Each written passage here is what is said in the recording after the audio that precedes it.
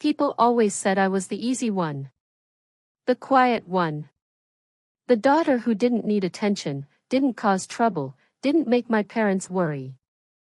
I got good grades without reminders. I followed rules without complaint. I learned early that if I stayed steady, everything around me would stay upright too. And for a long time, that role fit me just fine. My younger sister, Madison, was the opposite. Loud, magnetic, emotional, always in the middle of some story that ended with slammed doors or tearful apologies. Teachers worried about her. Friends rotated in and out of her life.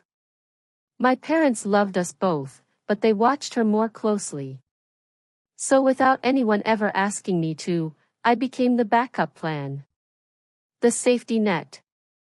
The person who stayed late to finish her science project when she forgot it was due. The one who split her grocery money in high school and lied about not being hungry. The one who listened, over and over, to the same heartbreaks and dramas, because that's what older sisters do. I didn't resent it. Not then. I thought that was love. After college, I joined the Air Force and commissioned as a second lieutenant. Intelligence. Long hours, quiet rooms, classified briefings I couldn't talk about. The kind of work people imagine as boring because they never see the consequences when it's done right. My commissioning ceremony was small. My parents were proud. Madison took pictures, posted them online, told everyone her sister was super smart and in the military now, but I could tell she didn't really understand what it meant.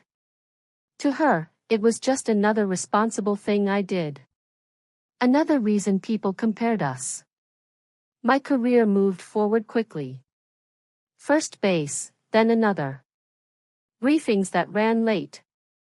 Deployments announced with little notice. Promotions that came with more responsibility and less visibility. Through all of it, Madison drifted. Retail jobs that lasted months. Plans to go back to school that never quite happened. Apartments she couldn't afford without help. Cars that broke down at the worst times. And every time she needed something, I was there. I co-signed her first lease. I wired money when rent was short. I helped her buy a used car when hers died. Loans quietly became gifts because asking for repayment felt cruel. She rarely asked about my work. When I tried to explain, her eyes glazed over. That sounds so technical, she'd say. I could never sit at a desk all day like that. I let it go. I always did. I made captain. Then major. Each promotion meant more trust, more pressure, more things I couldn't share. I called Madison when I pinned on major, proud in a way I didn't usually allow myself to be. She paused, then said, "That's cool. Hey, can I ask you something? I'm short on a deposit for this trip I booked." I sent the money. She never said congratulations. It took a long time for me to notice the pattern, because it felt normal. I gave stability. She took it. She gave affection in bursts, mixed with jokes that always landed just slightly at my expense. "Rachel's the responsible one," she'd tell people, rolling her eyes like responsibility was a personality flaw. "She does important stuff, but it's not exciting." I told myself not to be sensitive. Family is family. My mentor, Colonel Diane Whitaker, saw it before I did. One afternoon after a long briefing, I mentioned helping Madison move again. She stirred her coffee and looked at me for a long moment. "You talk about your sister like she's your dependent," she said. "She's 31, Rachel." I laughed it off. "She's just going through a phase." Whitaker didn't smile. "So is avoiding boundaries," she said. I didn't change anything. Not yet. Madison started dating Eric while I was overseas. She sent pictures constantly. Him in uniform. Him at the gym. Him standing under a Ranger Battalion sign. He's a real hero, she texted. Special operations. Actual combat. I was happy she was happy. But when I got home, the comparisons started. Eric understands real military life, she'd say casually. Not like office stuff. If I pushed back, even gently, she accused me of being defensive. So I stopped responding. Eric himself was polite, almost deferential. He called me ma'am automatically, the way enlisted soldiers do with officers. I could tell he assumed I was admin, something safe and bureaucratic. Madison never corrected him. In fact, she seemed to enjoy the assumption. At family dinners, she steered the conversation toward Eric's training, his danger, his sacrifice. Then she'd glance at me. Rachel serves too, she'd add, smiling thinly. Just in a different way. When Madison got engaged, the tone sharpened. She talked about Eric like he was proof she'd finally won at something. At life. At worth. I helped pay for parts of the engagement celebration when money ran short. I bought a generous gift. She hugged me and called me a lifesaver. An hour later, she laughed as Eric joked that officers like me never see real action. Something shifted in me then. Not anger. Awareness. The engagement dinner was scheduled at a steakhouse she'd been raving about for weeks. I came straight from work, still in service dress. I hadn't planned it that way. I just didn't have time to change. The moment I walked in, Madison's smile faltered. "Did you really have to wear that?" she whispered. I ignored it and followed her to the table. Eric stood to greet me. Polite. Neutral. Ready to move on. Then his eyes dropped to my lapel. To the small, understated unit pin I'd been wearing all day without thinking. His expression changed instantly. The smile vanished. His body went still. "Where did you get that?" he asked quietly. "I earned it," I said. Color drained from his face. He leaned back, staring at me like he'd just realized he was missing crucial information. Madison laughed nervously. "It's just a pin," she said. "Eric, relax." He didn't look at her. "Do you know who she is?" he asked. The table fell silent. The silence at the table felt heavier than any argument I'd ever had with my sister. My parents froze mid-motion, forks hovering, eyes darting between us. Madison's smile stiffened, caught somewhere between confusion and irritation. Eric, on the other hand, looked like the ground had shifted under his feet. He kept staring at my lapel, at that small pin most people never noticed, like it had suddenly rewritten everything he thought he knew. "Rachel," he said slowly, choosing his words with care, "what unit is that from?" I met his eyes. "I can't discuss details," I said evenly. "But you already know enough to recognize it." He swallowed hard. "I've only seen that pin twice," he said. "Once before a classified briefing I wasn't cleared to attend. And once on a liaison officer everyone treated like she outranked the room, even when she didn't say a word." Madison laughed, sharp and defensive. "You're being dramatic. She sits at a desk. She's always sat at a desk." Eric finally looked at her, really looked, and something in his expression changed. "You told me she was basically admin," he said. "You told me she exaggerated her role." "Because she does," Madison snapped. "She's always needed to feel important." I felt my chest tighten, but I stayed quiet. I'd spent years filling in the gaps she left behind.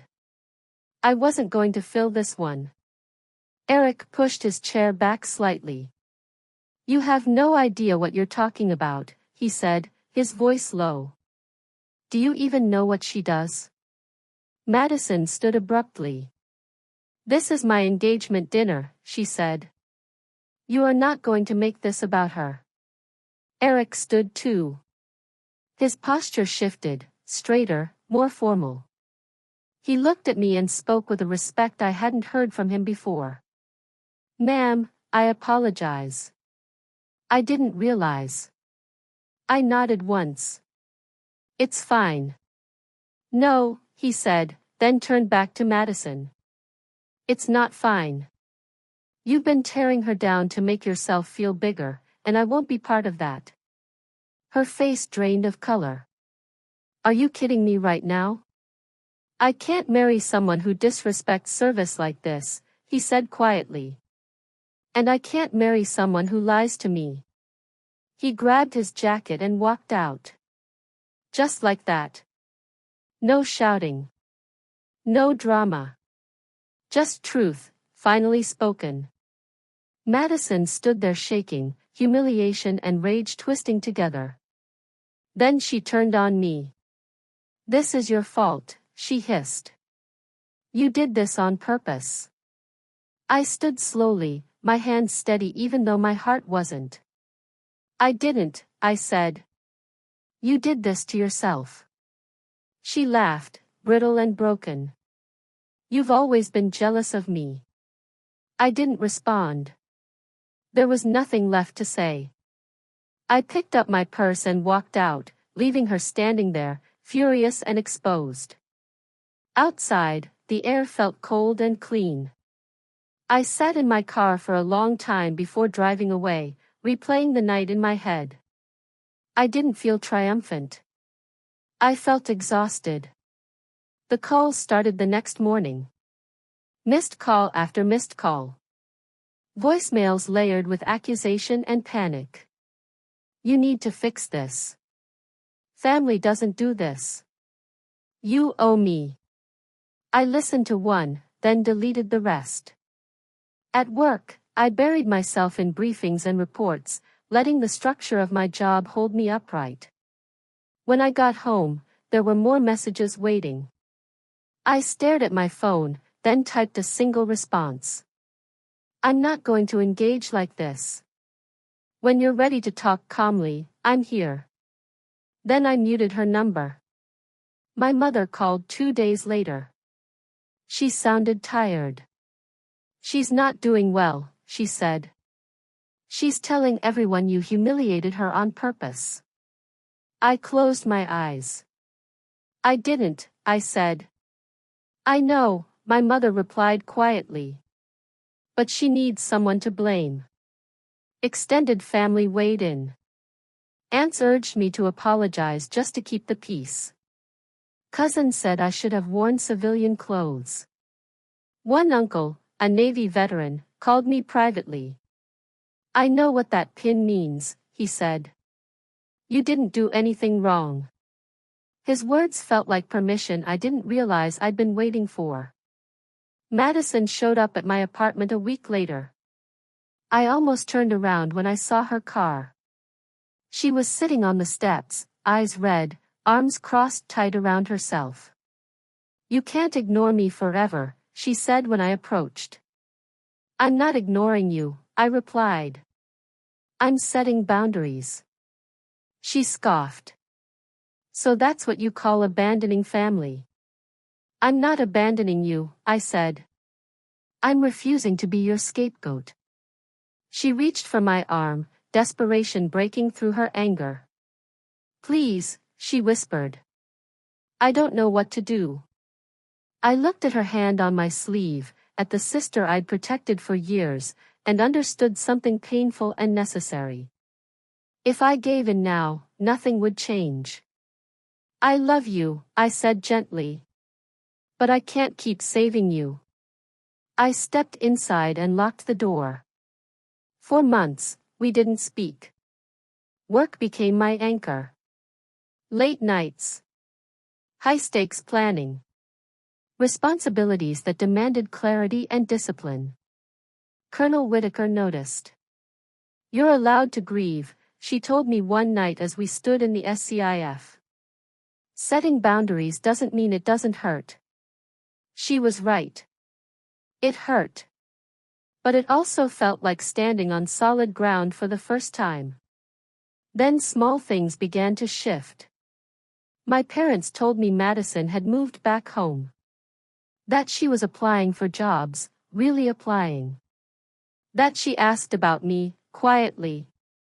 When I was selected for lieutenant colonel, I hesitated before telling her, then sent a simple text. I made 5. 2 days later, she replied. Congratulations. Just one word. But it mattered. We ran into each other months later at a family barbecue. No confrontation. No scene. Just a nod across the yard. Later, she approached me, nervous and sincere. I'm sorry, she said. I was jealous of you my whole life. I made you small so I could feel big. I listened. I didn't interrupt. When she finished, I said, I needed to stop enabling you. For both of us. She nodded. Can we try again? I took a breath. Slowly, I said.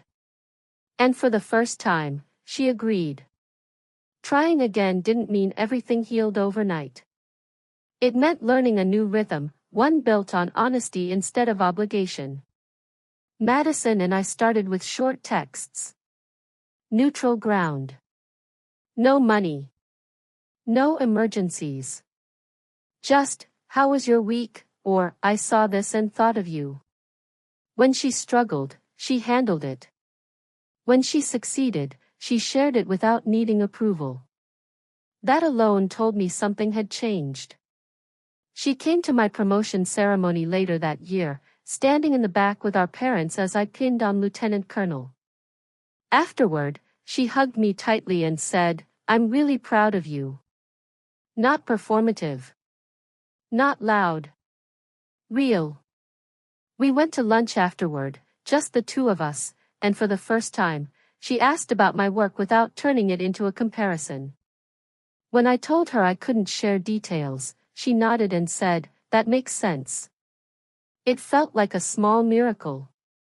Life moved forward. I took on a joint assignment that demanded everything I had. Long hours. Complex coordination. The kind of work that never shows up in headlines but quietly shapes outcomes. I was good at it. Better than good. I bought a small house and learned how to be alone without feeling lonely. I planted tomatoes in the backyard. I slept when I could. I stopped apologizing for choosing my career. Madison rebuilt too. She got a stable job. Then a promotion. Then another. She went to therapy. She talked openly about learning why she needed external validation and how she'd turned life into a competition she was always afraid of losing.